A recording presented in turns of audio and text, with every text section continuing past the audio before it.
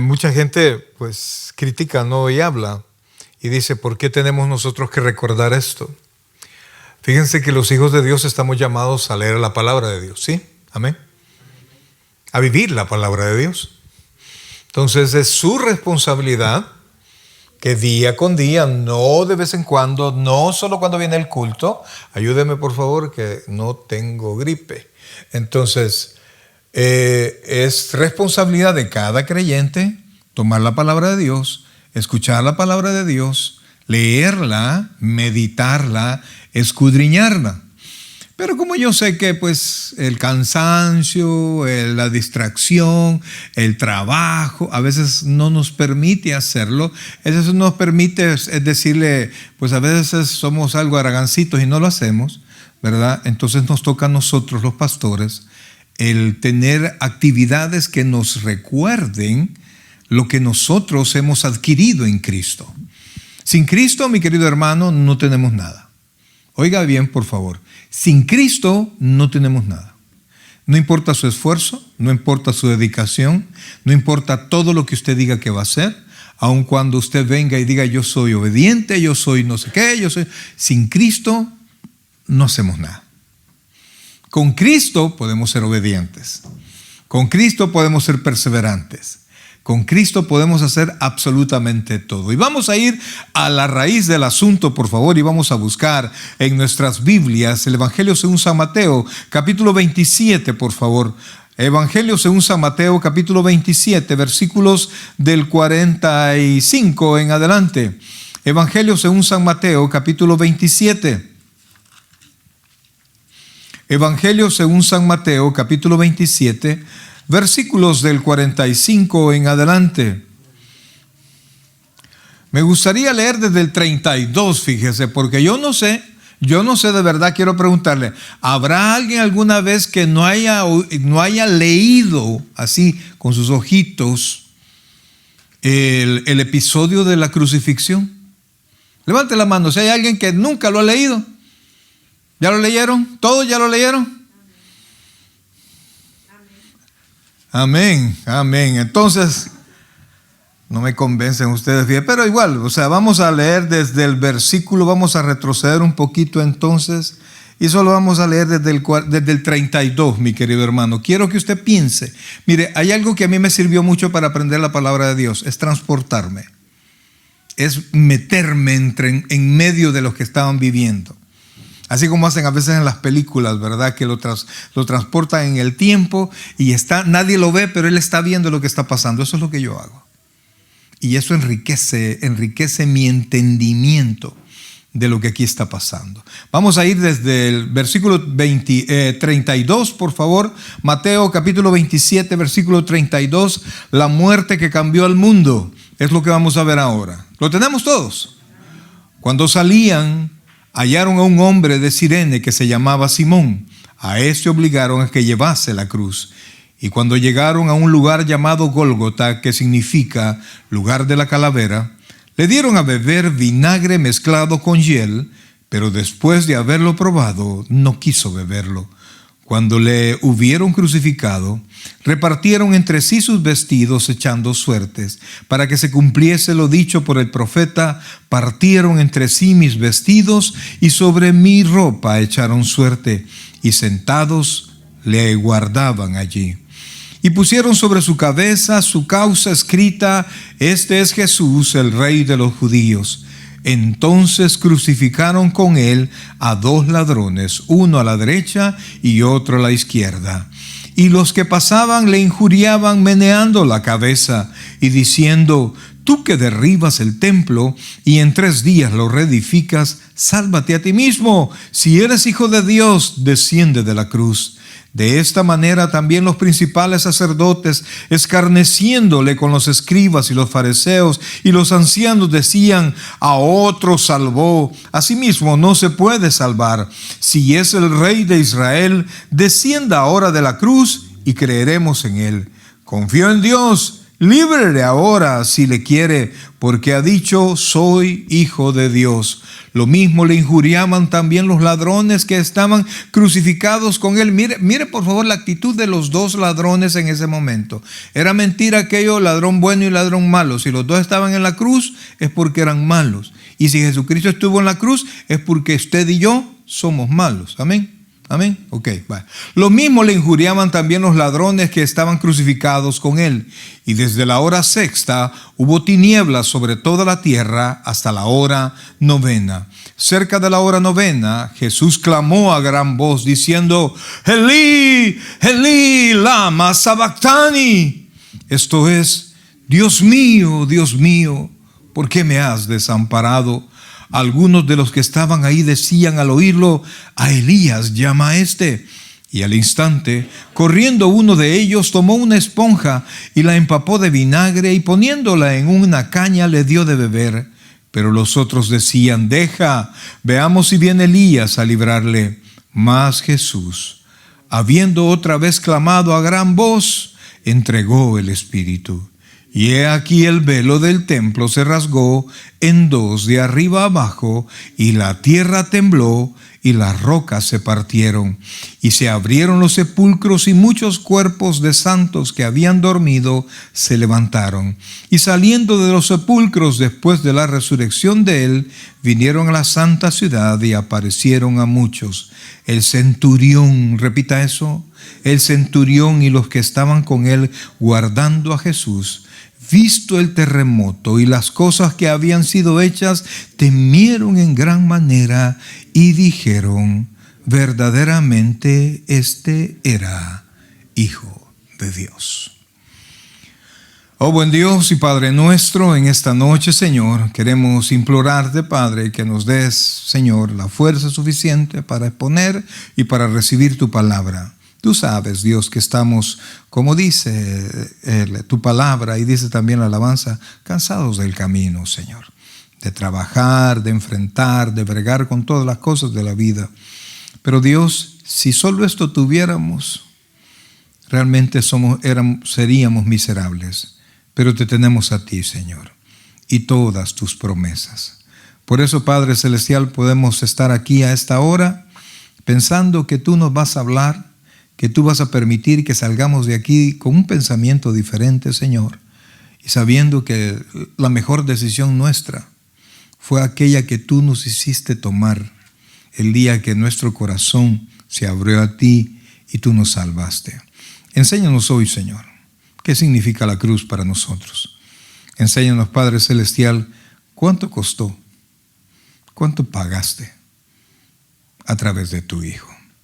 Háblanos al corazón, Espíritu Santo. No permitas que nadie de aquí se vaya indiferente, indolente de todas estas cosas. Gracias, Dios. Gracias, Padre. Te alabamos y te bendecimos ahora y siempre.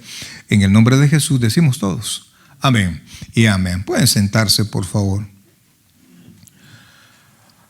Bien, mis queridos hermanos, yo creo que hay muchas cosas que creo que todos conocemos ya. Por ejemplo, que la cruz, la muerte en una cruz, la crucifixión, era la muerte, la peor de las muertes que podían dársele a un criminal, ¿verdad? Además de era sumamente dolorosa, era vergonzosa. El que estaba crucificado estaba casi completamente desnudo. Era avergonzado. Vieron que a Jesucristo lo injuriaban, le criticaban, se burlaban de él. Y note que el Señor Jesucristo, por la potencia de su vida, por la eternidad de su ser, pudo absorber lo que a nosotros nos hubiera tardado toda una eternidad. Si usted se muere sin Cristo, mi querido hermano, ¿para dónde va? Al infierno. Es una eternidad en condenación. Y no importa si pasan 1000 o 100,000 años, usted seguiría en condenación. Una condenación increíble, amados hermanos, increíble. Si usted se recuerda, el rico le decía al padre Abraham, ¿verdad? Cuando el Señor contó esta historia, Padre Abraham, manda a, ¿cómo se llamaba el mendigo? A Lázaro, para que moje la punta de su dedo y me refresque, porque estoy en esta llama. O sea que era algo realmente insoportable. Y eso le esperaba a él por toda la eternidad. no hay tal lugar de purga, no hay purgatorio. Eso no lo dice la Biblia. Usted no lo va a encontrar en la Biblia. Si usted tiene vida, tiene la esperanza de entregarle su corazón al Señor. Si usted se muere sin Cristo, va a una condenación eterna, eterna. ¿Cuándo termina el eterno? Nunca. Ahora, ¿qué pasó? Cristo estuvo colgado desde la hora tercera, desde la hora sexta a la hora novena. Esto es de la 1 hasta las 3 de la tarde. Él estuvo 3 horas en la cruz. Su cuerpo eterno, su cuerpo todopoderoso como Dios, ¿verdad? Como su ser eterno, fue capaz de absorber en 3 horas lo que a nosotros nos hubiese tocado una eternidad. Pero el hecho de que Él sea como sea, Él sea como en su calidad de Dios, con las mismas características de Dios mismo, la Biblia dice que Él no tuvo el ser igual a Dios como cosa que aferrarse. Quiere decir que todo lo que usted encuentra en Dios, lo encuentra completamente en Cristo. Por eso es que la Biblia dice que para nosotros es la manifestación completa de la deidad. Todo lo que usted quiera de Dios, lo encuentra en Cristo. Entonces, el que sea así, no quiere decir que Él no fue avergonzado, que no le dolió, que no, dice la Biblia que le golpearon la cabeza con una vara, le dieron en la cabeza con una vara, lo que le hacían a todos los delincuentes. Lo avergonzaron, le escupieron, la segunda persona de la Trinidad, a quien la Biblia llama el Señor, Rey de Reyes y Señor de Señores. Él fue golpeado, le arrancaron su ropa. Y como vieron que su manto,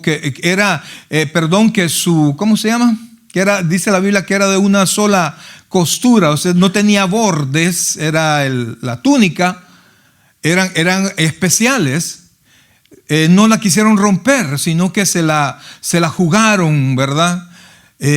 Tiraron suerte para ver quién de los soldados se quedaba con ellos. Estos soldados lo acompañaron, estos soldados lo golpearon, estos soldados vieron todo lo que le hicieron. Ellos estaban conscientes que muchas cosas fueron injustas, mas sin embargo ellos estaban haciendo su trabajo, ¿verdad? No tenían nada que hablar, no tenían nada que decir, sino que simplemente cumplir con su trabajo. Vieron a los sacerdotes, que los sacerdotes, a pesar de que deberían ellos ser la luz de Dios en esta tierra, fueron completamente tinieblas. No fueron capaces de percibir que en ese hombre que crucificaron estaba realmente la vida de Dios y el regalo de Dios para Israel. Y por eso es que el Señor Jesucristo, cuando se fue a parar frente a Jerusalén, Él lloró y dijo: Jerusalén, Jerusalén, cuántas veces he querido juntaros como la gallina junta a los polluelos y no has querido, y porque no has conocido este tu tiempo de tu visitación, es decir, de la visitación de Dios a Israel, es que Israel iba a sufrir. Entonces vemos muchas personas en el lugar, y muy pocas personas tuvieron el alcance de reconocer en Jesucristo el Hijo de Dios. Vimos también en la lectura, no sé si se fijó usted, pero una de las razones por las cuales lo crucificaron es porque Él dijo que Él era Hijo de Dios, porque para los sacerdotes, si se aceptaba que alguien era hijo de Dios, es porque era igual a Dios. Entonces vemos un montón de cosas y un montón de actitudes diferentes que vemos que pasaron alrededor de nuestro Señor. Los 2 ladrones, que era una oportunidad de arrepentimiento o de conciencia por lo que les había pasado, pues también ellos le injuriaban, ellos se burlaban. Y yo coincido con lo que mi hermano predicó ahora. Aún cristianos, no les importa nada. Se vuelven cristianos cuando entran por esas puertas o cuando están en aflicción. De otra manera, indolentes. No pasa nada. No se preocupan por su vida, no se preocupan por entender mejor la palabra de Dios, no se preocupan porque si su vida glorifica a Dios o no glorifica a Dios. Entonces vemos diferentes formas de ver a Jesucristo. Y muchos de ellos, de estas personas que ven a Jesucristo, Aunque un día gritaron, bendito el que viene en el nombre del Señor, después fueron los mismos que gritaron, danos a Barrabás y no a Jesús. Y preguntó Pilato, ¿y qué hago con Jesús? ¿Qué contestaron? Crucifícale, crucifícale. Inclusive se dieron ellos, tanto no creyeron en Jesús y tanto llegaron a despreciar a aquel que prácticamente había erradicado la enfermedad de todos los pueblos, que había mostrado favor con todas las personas. Dijeron, que su sangre sea sobre nosotros y sobre la de nuestros hijos. Por eso es que usted ve que Israel no deja de estar en batalla y no deja de estar en sufrimiento. Así ha sido. Entonces, la pregunta es, y quizás contesto un poco, me da un poco de respuesta el hecho de estar aquí a esta hora, pero ¿cómo se ve usted frente a Jesús, frente a la muerte de Jesús? Porque si nosotros comprendemos esto, vamos a aprender, oiga bien, a depender más de lo que Jesús hizo y menos de lo que soy yo. Ponga atención a esto. Jesús entregó todo con sufrimiento. Si usted quiere, retroceda un poquito más, porque va a escuchar el juicio, va a escuchar las mentiras y se va a escuchar todo lo que pasó allí y todo lo que se fraguó para poder crucificar a Jesús. Y todo Jesús lo soportó para poder derramar de su gracia, porque era necesario, mi querido hermano, tal sufrimiento y tal pago para que personas como usted y como yo podamos hoy contarnos como hijos de Dios, no igual a Dios, sino que hijos adoptados de Dios. Y vemos nosotros que Dios buscó varias cosas con este evento. Un evento sangriento, doloroso, vergonzoso, difícil. Vimos en la casa de oración el sábado pasado que lo que Jesús hizo para ir a Israel es que afirmó el rostro. O sea, tomó aire y dijo, vamos. Él sabía todo lo que iba a pasar. Manda Luis, está más fuerte que yo. Aleluya. Ahí déjela, brother. Ahí déjela. Ustedes no le pongan atención. Entonces, yo quiero ahora mostrarle por qué tuvo que ser tan duro. Porque nosotros como padres no queremos que nuestros hijos sufran. ¿Es cierto o no? Y quisiéramos evitarles cualquier problema. Pero usted sabe perfectamente que evitarle algunos problemas y algunas dificultades a sus hijos no los enriquece, los empobrece, ¿sí o no? No les permite tener carácter, no les permite ser perseverantes, porque papi y mami nos dan todo o papi y mami me defiende, pero papi y mami no serán eternos, papi y mami no siempre tendrán fuerza. Y entonces van a tener un día que enfrentar la vida y se van a dar cuenta y se van a frustrar porque no son las personas que deberían de ser para salir adelante. El Padre no es así. Y el Padre, oiga esto por favor, trató a su Hijo como tenía que tratarnos a cada uno de nosotros. La diferencia es que era un trato que en nosotros debía ser eterno. El juez aquí, sobre Jesús, no fue Pilato. El juez aquí, sobre Jesús, fue el Padre.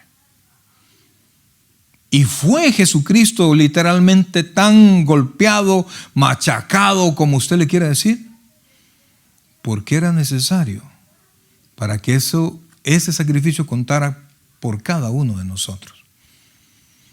Ahora, Busque por favor Gálatas capítulo 3, versículo 13. Rapiditos, vamos a ver 5 cositas que yo quiero nada más recordarle que Cristo dio en su sacrificio por nosotros y qué consiguió con ese sacrificio. Y al final le voy a explicar quién hizo, o vamos a recordar quién hizo, por qué lo hizo, para qué lo hizo y por quién lo hizo. ¿Lo tiene ahí? Gálatas capítulo 3, versículo 13, un solo versículo, 3:13, dice así: Cristo, oiga esto, si no vea las pantallas, quizás vea las pantallas para que nos puedan alcanzar. Cristo, oiga bien, ¿qué dice?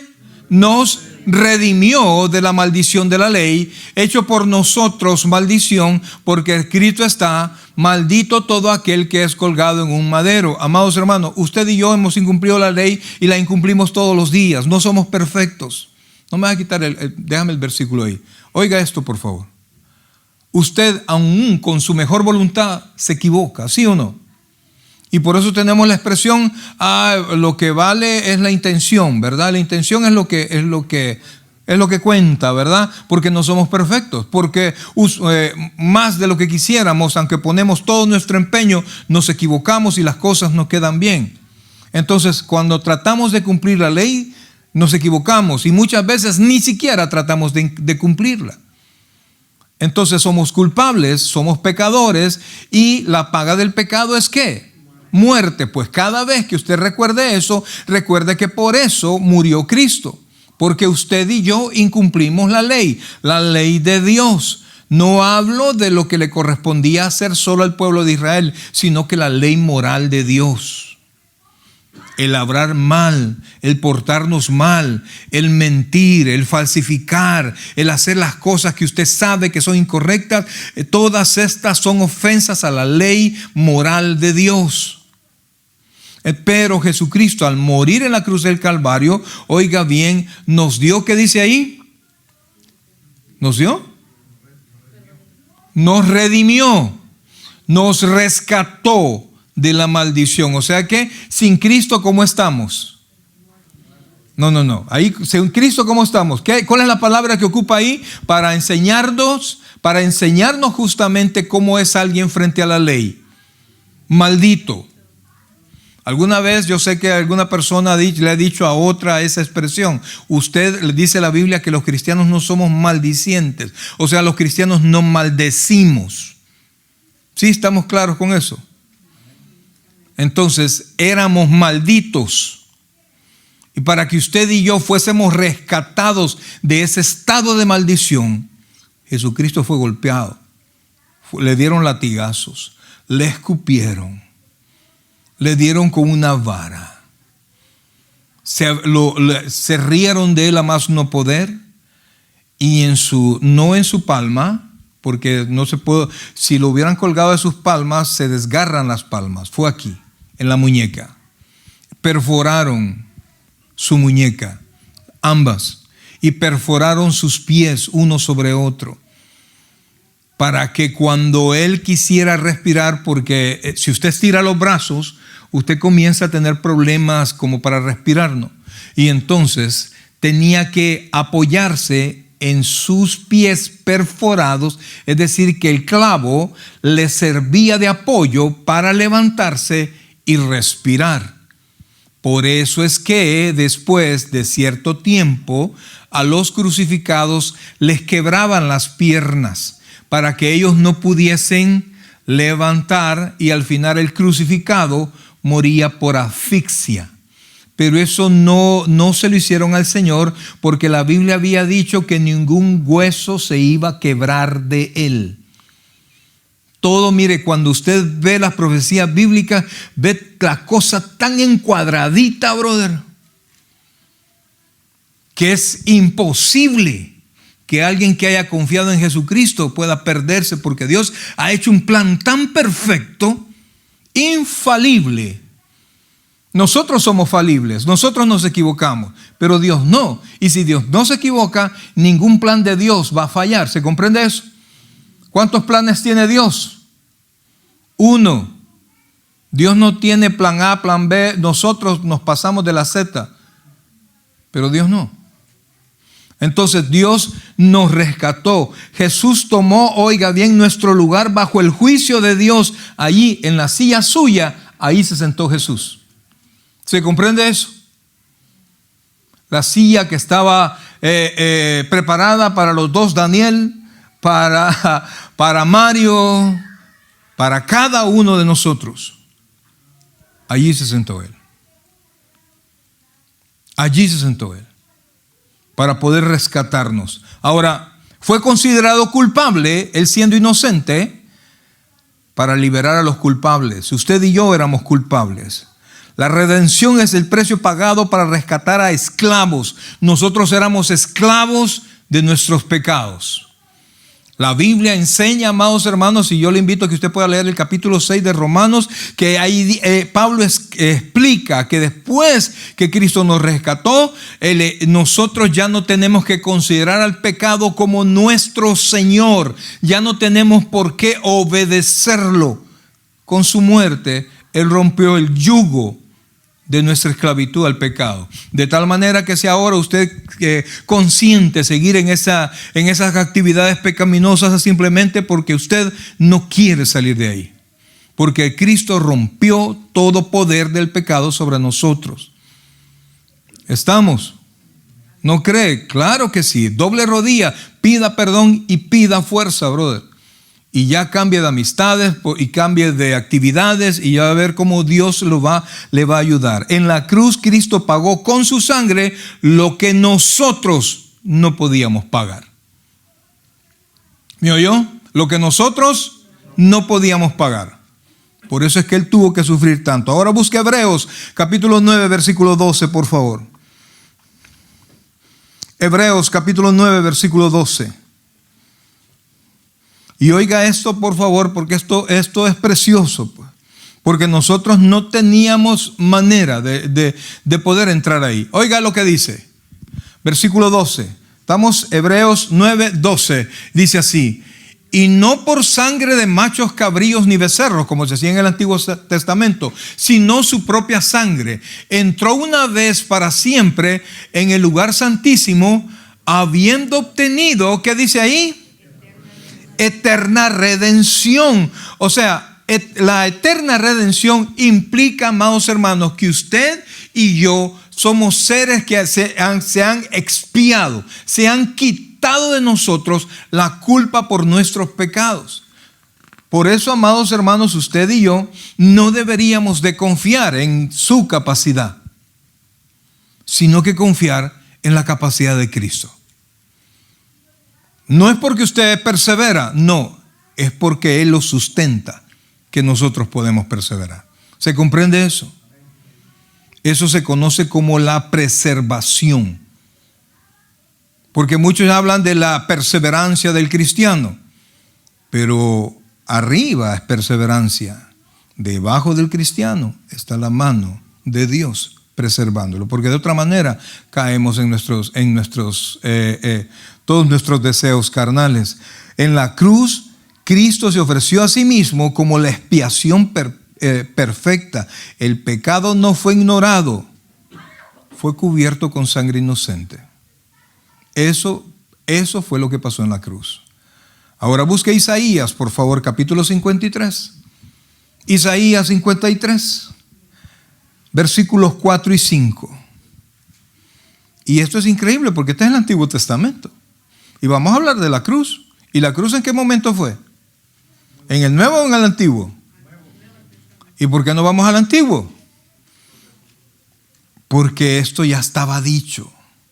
Lo que Dios iba a hacer. Isaías 53. Ciertamente llevó Él nuestras enfermedades. Oh, mire, hermano. Alguien me dirá, pero pastor, ¿y por qué sigo enfermo si Él llevó nuestras enfermedades?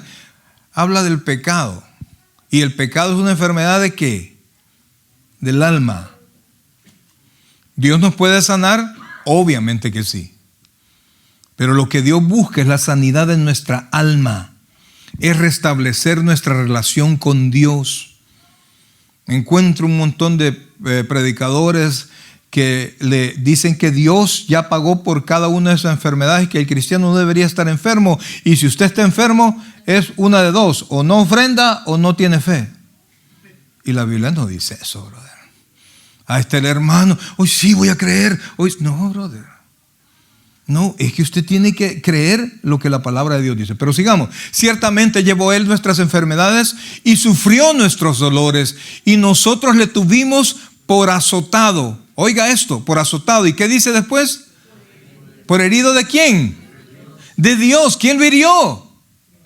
Cada latigazo, ¿quién lo mandó? Cada golpe, la corona tejida de espinos, se la incrustaron, mi hermano. ¿Quién mandó a hacer eso? El Padre. El Padre. Y entonces dice, no, regresa, hijo, por favor. Y nosotros le tuvimos por azotado, por herido de Dios. ¿Y qué? Y abatido. Versículo 5. Mas Él herido fue por nuestras... ¿Quién? Levante la mano el que alguna vez ha sido rebelde. Piense que por cada una de esas rebeldías Cristo pagó en la cruz.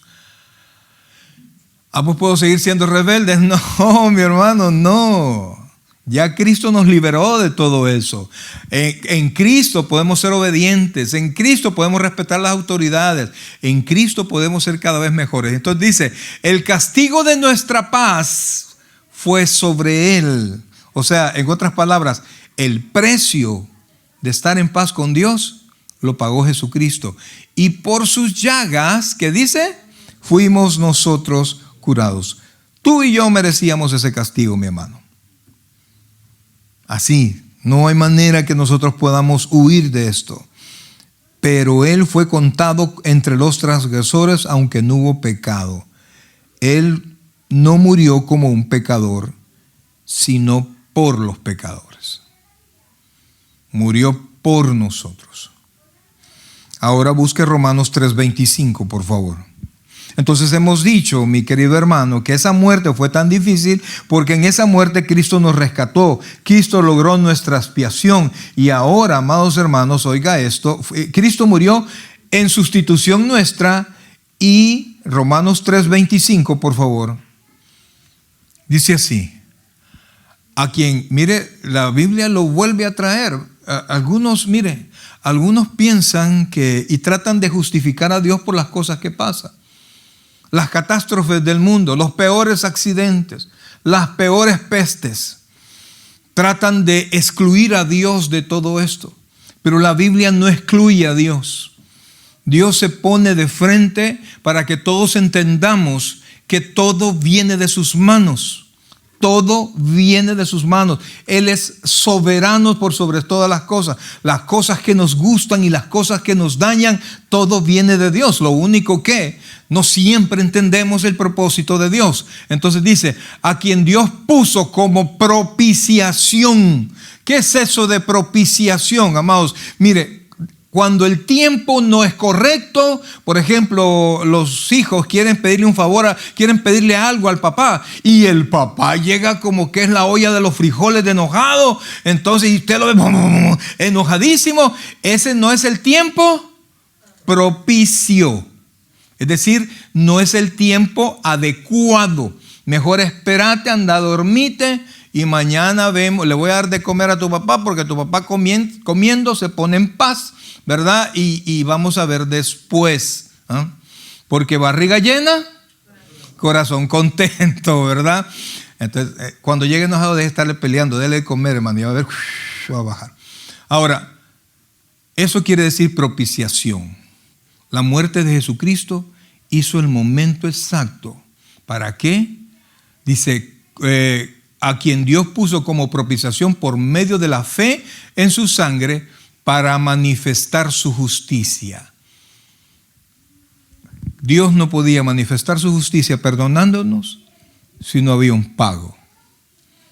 Entonces, la muerte de Cristo hizo el tiempo propicio para que Dios manifestara su justicia en Jesucristo y nosotros pudiésemos salir perdonados. ¿Se comprende eso, amados?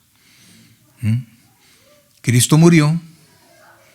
Entonces Dios manifestó su justicia, aplastando, perdona la expresión, a Jesucristo. Y cuando Jesucristo pagó por usted, Dios cumplió su justicia, entonces Dios nos puede perdonar a usted y a mí. No podía ser de otra manera. Porque si Dios derrama su justicia, si usted es de aquellos que dicen, ay Señor, haceme justicia. ¿Qué tal si Dios nos toma en cuenta todos nuestros pecados, mi querido hermano? Mejor la gracia, ¿verdad? Entonces por eso es que Él murió. Entonces dice, a causa de haber pasado por alto en su paciencia los pecados pasados. Entonces, mis amados, Dios logró, con la muerte de Cristo se llegó el momento indicado, la forma indicada para que usted y yo podamos ser perdonados. Romanos 5:9, por favor. Romanos 5:9. A veces, pues no entendemos, ¿verdad? ¿Por qué los papás o las mamás castigamos así, ¿verdad? No, es que mi papá era así, así. Pero la mamá a veces consiente, a veces, ¿verdad? Porque a veces mamá castiga más que papá. Pero llega un momento en la edad de los muchachos que deben ser corregidos por papá. Porque solo un hombre, es en el mejor de los casos, pues, puede enseñarle a otro hombre a ser hombre. Y por eso es que allí, mamá, hay momentos en que hay que darle el espacio a papá para que les enseñe a sus hijos a ser varones. ¿Se comprende eso? Ok. Pero entonces, Cristo murió por nosotros porque usted y yo no podíamos obedecer. No podíamos. Era imposible para usted y para mí. Por más que nosotros nos esforzáramos, no llegábamos al punto. ¿Por qué? ¿Cuánto cree usted que pide Dios de calificación? Si Él mismo nos dice, sed santos, como yo soy santo. ¿Y qué calificación del 1 al 10, digamos, requiere la santidad? 10 de 10. ¿Y cuánto pide Dios de sus hijos? Ay, 7. No. 10 de 10. ¿Puede usted? No. Por eso es que dice ahí, regrese por favor el versículo 8. Mas Dios, no hombre, estamos en, sí es que ya pasamos a Romanos, pues dejémoslo ahí en Romanos. Entonces, Dios carga en Jesucristo. Jesucristo el perfecto, que vivió perfecto y que era la ofrenda perfecta para que usted y yo podamos ser perdonados. Ahora, dijimos en Romanos, ¿qué dijimos? 5:9, ahí está. Pues mucho más, estando ya justificados en su sangre, cuando la expresión ya justificado es pasado, presente o futuro. Pasado, ya justificado en su sangre, por él seremos salvos. ¿De qué, amados? ¿De la ira de quién? Y estas son las cosas, pues. El Padre nos salva ¿de quién? Una vez hice esa pregunta, aquí está el hermano Sander, del diablo, me dijo. No, nos salva de su ira, porque Él iba a derramar su ira, porque es un Dios santo, justo, perfecto, que tiene que hacer pagar cada ofensa que se le hizo a Él, y por eso tuvo que derramar toda su ira. ¿Se puede imaginar el creador del universo toda su ira? Si usted ve a alguien que no levanta pesas, que apenas ahí, sabe que los golpes van a ser más suaves. Pero si usted ve a un levantador de pesas, o no sé, un trabajador de no sé dónde, usted sabe que ese golpe va a ser más fuerte. Ahora imagínese el Todopoderoso. ¿Qué tan fuerte golpea? Pues toda su fuerza se derramó en Jesús. Porque derramó toda su ira para que usted y yo seamos justificados. Es decir, se pagó hasta la última ofensa. pues mucho más estando ya justificados en su sangre, por él seremos salvos de la ira. Amados hermanos, ¿y por qué tanto? Es como para el día de ayer, la hermana Luisa hizo un budín. Rico el budín. No alcanzó a llegar ahora, fíjese hermano, no alcanzó. Y ella sabe cómo hace su budín y viene acumulando pan desde ahí, hasta me esconde el pan. Y un gran guacal de pan. Y de repente me dice, van a venir los hermanos y no quiero que me vean haciendo esto, porque los mete agua caliente, que hace esto, que hace lo otro. El montón de pan de repente en dos cositas dos charolas pequeñitas de budín. Sabroso. A veces cuando pienso todo el pan, uy, esto está poderoso, pero riquísimo. ¿Y por qué Dios tuvo que hacer tanto? ¿Por qué tanto esfuerzo en hacer sufrir a Jesús? ¿Por qué tanto empeño en hacer sufrir a Jesús? ¿Era que no lo amaba? Busque por favor 2 Corintios capítulo 18, con eso terminamos. No vamos a llegar hasta las 12, mi hermano. 2 Corintios capítulo 5, versículo 18. Esto es cuando yo lo leí, amados, cuando yo lo entendí así, y espero podérselo explicar así. Fue algo, tan liberador. Porque créanme, como hijo de Dios, como servidor del Señor, como su pastor, yo quisiera hacerlo mejor. Pero al final de cuentas siento que nunca doy el ancho. Siempre sé que las cosas las puedo hacer mejor, siempre. Y eso no es algo que deje de decepcionar. Oiga esto, y todo lo que hemos estado viendo, olvídese de los romanos, de los soldados, de los judíos, de los fariseos. Olvídese de todos los que parece que fueron los actores de todo esto. Dice el versículo 18, ponga atención. Y todo esto proviene de Dios, quien reconcilió, oiga esto, y esto es lo increíble, ¿qué dice?